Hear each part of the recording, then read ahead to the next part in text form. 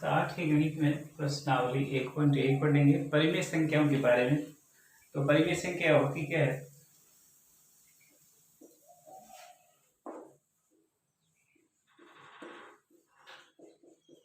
वे संख्याएं जिनको P/Q के रूप में लिखा जा सकता हो उन्हें परिमेय संख्याएं कहते हैं। जहां P व Q पूर्णांक होंगे तथा Q का मान 0 नहीं होगा, तो इन्हें अपन परिमेय संख्याएं कहेंगे। जैसे 2/3 या एक धनात्मक संख्या है, कोई संख्या ऋणात्मक भी हो सकती है -5/6, या कोई ऐसे जो पूर्ण संख्या भी हो सकती है 0 या -2 या -3 आदि अन्य संख्याओं को परिमेय संख्याएं कहा जाता है। और या धनात्मक संख्या भी प्लस की सभी परिमेय संख्याएं होती है। अब इनके गुणधर्मों के बारे में अपन पढ़ेंगे। परिमेय संख्याएं क्या क्या विशेषताएं रखती है। परिमेय संख्याएं, एक तो इनका सावर्त नियम है।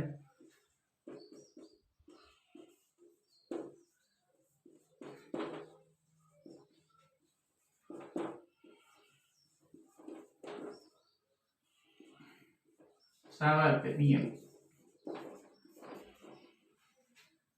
तो यदि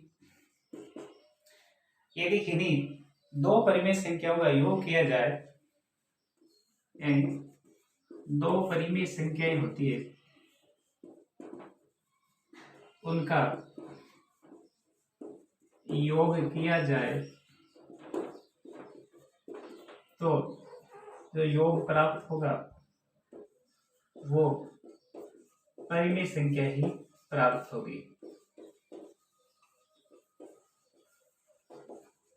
परिमेय संख्या ही होगी। जैसे 1/2 और 2/3 इन दोनों को अपन योग करेंगे तो लघुत्तम लेंगे। 3 दूनी 6 नीचे, यानी अंश बटा हर का लघुत्तम 6 आया। 2 का भाग 6 में दिया तो 3 को 1 से गुणा किया तो 3, प्लस 3 का भाग इसमें दिया तो 6 में 2 बार, 2 को 2 से गुणा किया 4, तो हमें 3 और 4 को योग करने पर 7/6। तो ये 7/6 एक परिमेय संख्या है, यानी दो परिमेय संख्या, एक ये और एक ये, इन दोनों को जोड़ा जाता है तो योगफल एक परिमेय संख्या प्राप्त होती है। दूसरा सावर्त नियम है। यदि दो परिमेय संख्याएं होती है तो उनका व्यवकलन किया जाए। दो परिमेय संख्याएं, उनका व्यवकलन यानी घटाया जाए तो हमें परिमेय संख्या प्राप्त होती है।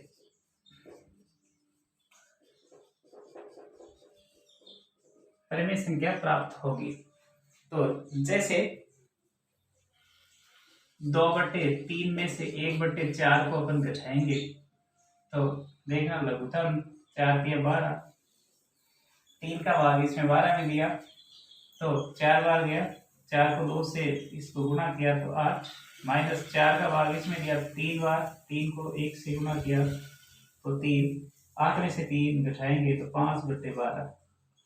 तो ये भी एक परिमेय संख्या प्राप्त हुई। यानी दो परिमेय संख्याओं में आपस में यदि व्यवकलन हो रहा है तो उत्तर हमें एक परिमेय संख्या ही प्राप्त होगी। अब दो परिमेय संख्याओं का यदि गुणा किया जाता है तो यानी तीसरा जो सावर्त नियम है उसमें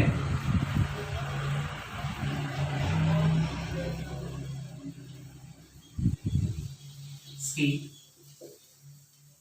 तीसरा सामर्थ्य नियम।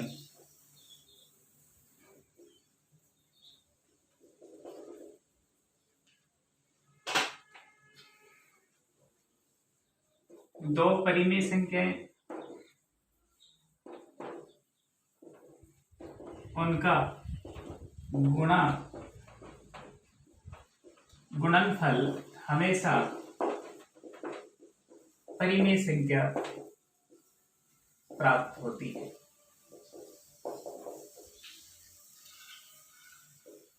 प्राप्त होगी। तो गुणनफल करेंगे तो जैसे 1/2 गुणा 3/4, इनको अपन गुणा करेंगे तो ये 3 एकम 3 और ये 4 दूनी 8। तो ये एक 3/8 है, वो एक परिमेय संख्या होगी। तो चाहे योग कर सकते हो, चाहे व्यवकलन कर सकते हो, चाहे गुणा कर सकते हो, तो सभी में परिमेय संख्या ही प्राप्त हो रही है। तो ये है परिमेय संख्याओं का समवर्त का नियम। यदि भागफल किया जाता है तो उसमें आवश्यक नहीं है कि ये परिमेय संख्या ही प्राप्त हो, उसमें अपरिमेय संख्या भी प्राप्त हो सकती है।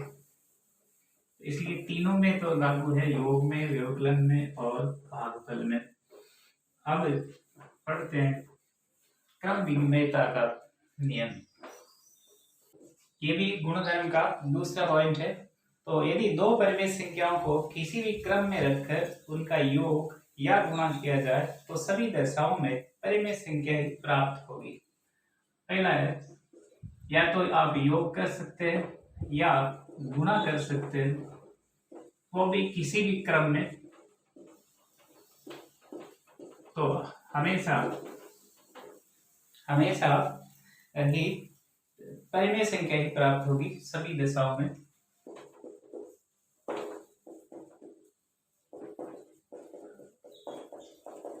जैसे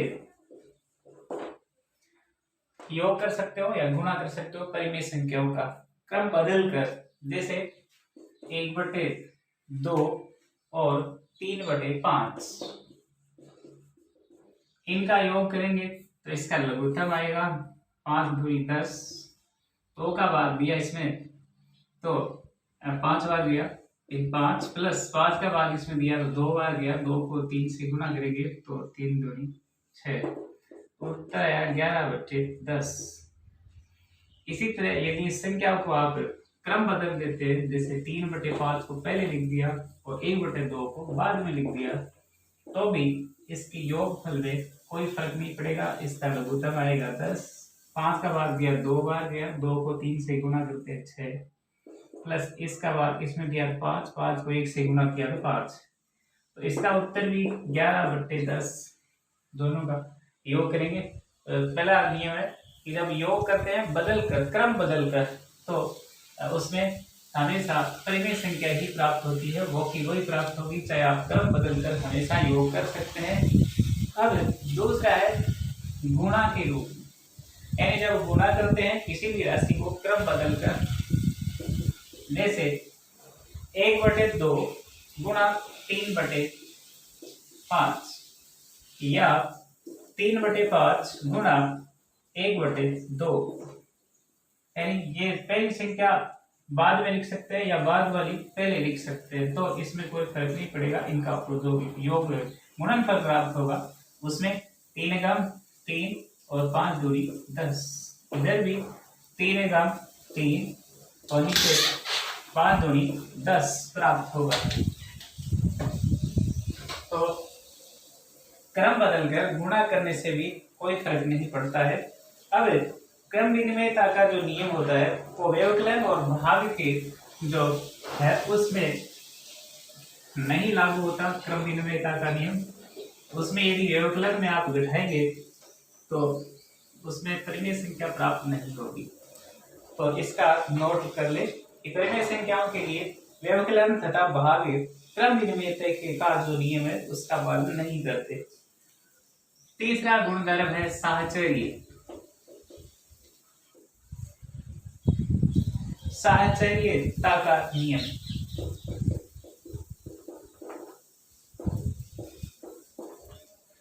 साहचर्यता को नियम को समझने के लिए यदि परिमेय संख्याओं के लिए योग तथा गुणन साहचर्य जबकि व्यवकलन और भाग साहचर्य नहीं होते। जैसे यानी योग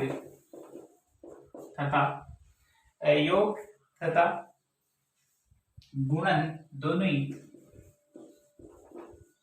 साहचर्य होते हैं, जबकि व्यवकलन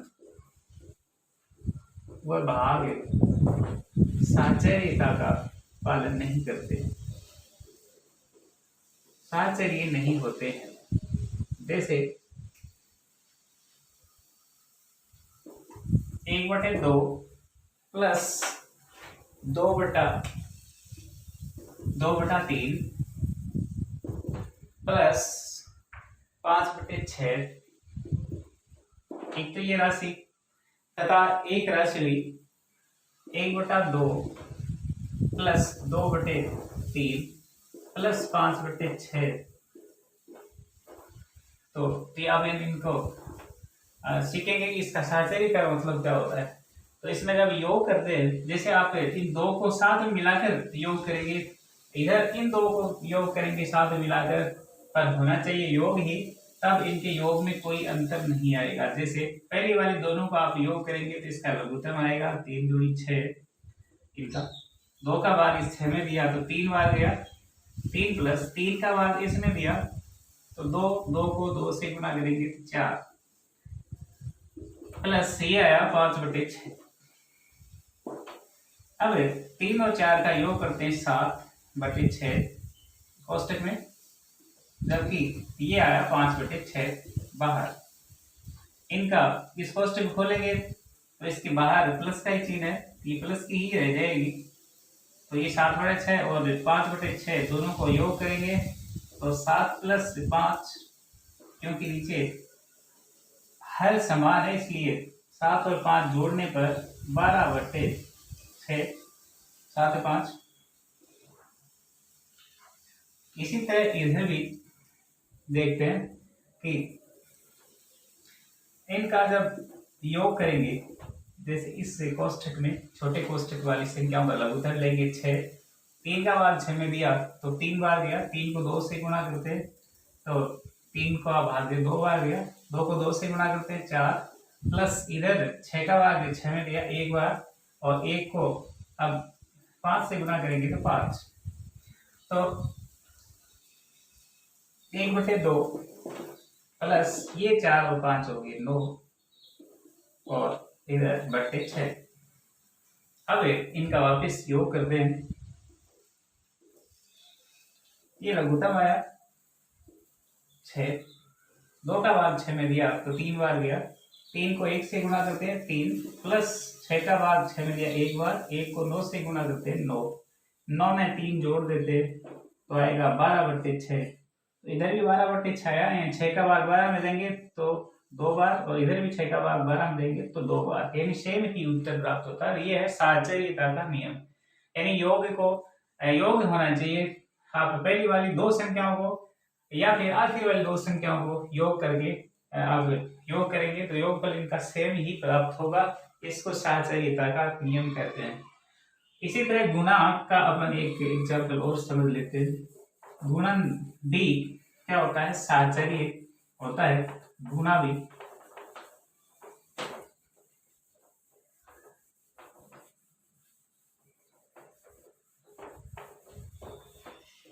तो जैसे 3/5 गुणा 1/5 कोष्टक गुणा 1/2, 3/5 गुणा 1/5 गुणा 1/2 बराबर 3/5 गुणा, इन दोनों को अपन गुणा करते हैं 1/5 गुणा 1/2। देखो इधर वाले को गुणा कर लेते हैं कोष्टक को, ये इधर आगे कोष्टक गुणा कर लेते हैं, 3 संख्याएं हो सकती है उनका गुणा होना चाहिए। तो अपन 3 एकम 3, ये होंगे 5 25 गुणा ये 1/2, इधर भी 3/5 गुणा ये 5 दूनी 10 और ये 1 एकम 1। अब इधर आप गुणा करेंगे तो 3 एकम 3 और 25 दूनी 50। इस साइड में भी 3 को 1 से गुणा करेंगे 3 और 5 का भाड़ा 10 बार बोलेंगे तो 10 पंजो 50। तो इधर भी 3/50, इधर भी 3/50, यानी गुणा होना चाहिए। कोई भी दो राशियां आपस में गुणा होगी या आगे वाली दो राशियां गुणा होगी, बीच में गुणन का निशान होना चाहिए। तो ऐसा है ये साहचर्यता का नियम कि जब गुणन किया जाता है तो उनके गुणनफल में कोई फर्क नहीं पड़ता दो संख्याओं के गुणनफल में। ये है साहचर्यता का नियम। अब समझते हैं व्युत्क्रम, या इसको बोलते हैं गुणात्मक प्रतिलोम।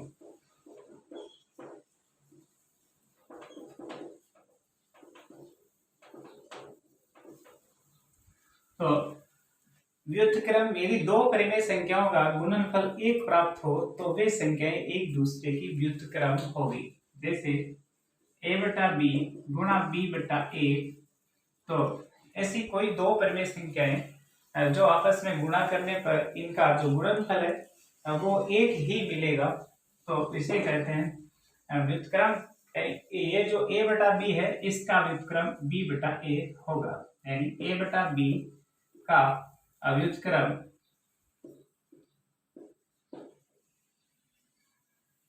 b बटा a होगा। यह इसको अपन गुणात्मक प्रतिलोम कहते हैं। जब इनको गुणा करेंगे तो b से b कैंसिल, a से a कैंसिल, इसका मतलब 1 बच जाएगा। यानी दो राशियों को जब परिमेय संख्याओं को गुणा करते हैं तो उनका गुणनफल 1 प्राप्त हो रहा है, इसका मतलब ये पहली राशि दूसरी राशि का व्युत्क्रम है या फिर उसका गुणात्मक प्रतिलोम है। तो जैसे किसी भी संख्या का लिखवा सकता है कि जैसे 2/3 है, इसका व्युत्क्रम क्या होगा, उसका व्युत्क्रम लिखिए या इसका गुणात्मक प्रतिलोम लिखिए। तो 2/3 को ऐसी राशि से गुणा करना है कि इनका गुणनफल 1 मिल जाए। तो 2/3 गुणा 3/2। अब 2 को 2 से काट देंगे, एक 3 का वार 3 में देंगे, एक बार 2 का वार 2 में दिया तो एक बार, 1 को 1 से गुणा करेंगे 1। यानी व्युत्क्रम का मतलब होता है उसको पलट देना है, अंश की जगह है और हर की जगह अंश लिख देना है, तो वो उसका व्युत्क्रम होता है या उसका गुणात्मक प्रतिलोम होता है। अब है प्रतिलोम, यदि दो परिमेय संख्याओं का योग 0 हो जाए तो वे संख्याएं एक दूसरे की योज्य प्रतिलोम कहलाती है। जैसे +5 है, इसका योज्य प्रतिलोम होता है -5, यानी उस धनात्मक है तो ऋणात्मक हो जाएगी और ऋणात्मक है तो धनात्मक हो जाएगी। तो उसको अपन योग करेंगे तो इसका 0 प्राप्त होगा योगफल। इसी तरह जैसे 2/8 है, इसका योज्य प्रतिलोम लिखे तो इसका लिखेंगे तो इसका जो ये है धनात्मक, इसका अपन ऋणात्मक लिख देंगे योज्य प्रतिलोम। तो वो संख्याएं जब आप घटाएंगे तो 2 में से 2 का मतलब 0 प्राप्त होगा और 8 का भाग 0 में देंगे तो 0 प्राप्त हो जाएगा। इस तरह से योज्य प्रतिलोम सीख सकते हैं।